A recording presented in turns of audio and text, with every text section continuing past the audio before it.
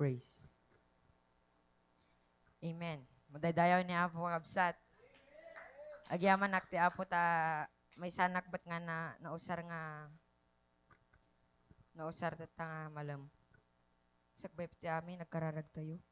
Managayat ken managparburo Diyos, Apo Diyos may daydayo may tantanog na napatiganagan mo Apo Diyos.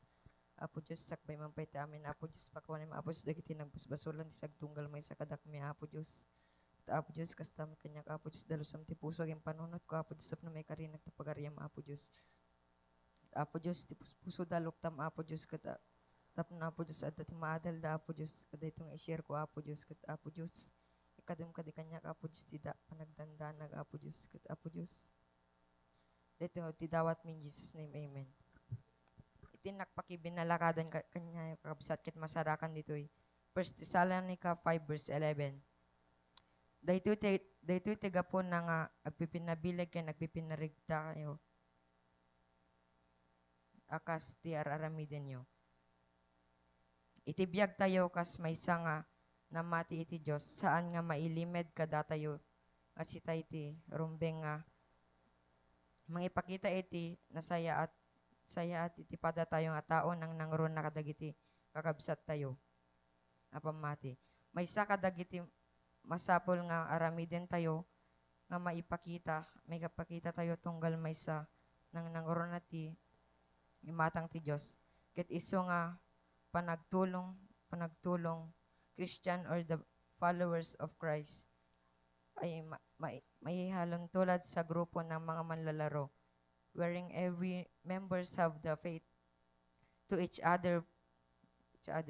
Wala na makakaya at matatapos nila ang laro.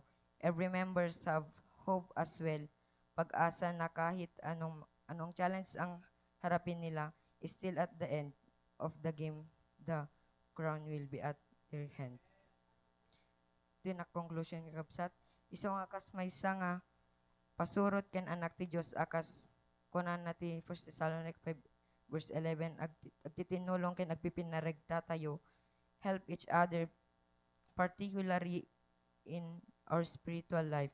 Agpipinabilig ken agkikinararag tayo cause prayer and praying in the name of Jesus can do all things.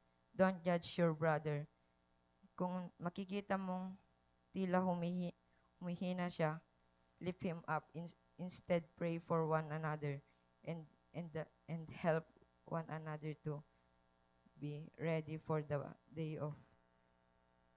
day na dadating ang ating Panginoong Jesus. Kat ato lang tinak may share kanya yung kakabsat kat subsubli kami ang aton adayaw gloria ng panagyaman.